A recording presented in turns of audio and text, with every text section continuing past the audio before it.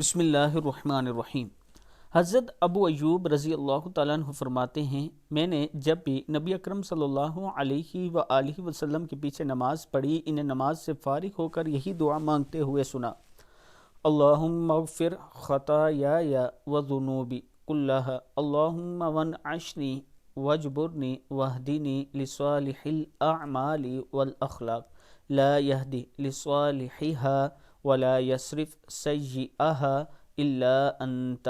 یا اللہ میری تمام غلطیاں اور گناہ معاف فرما، یا اللہ مجھے بلندی عطا فرما، میری کمی کو دور فرما اور مجھے اچھے اعمال اور اچھے اخلاق کی توفیق نصیب فرما، اس لیے کہ اچھے اعمال اور اچھے اخلاق کی ہدایت آپ کے علاوہ اور کوئی نہیں دے سکتا، اور برے کاموں اور برے اخلاق کو آپ کے سوا اور کوئی دور نہیں کر سکتا۔ کتاب کا حوالہ یہ نیچے موجود ہے۔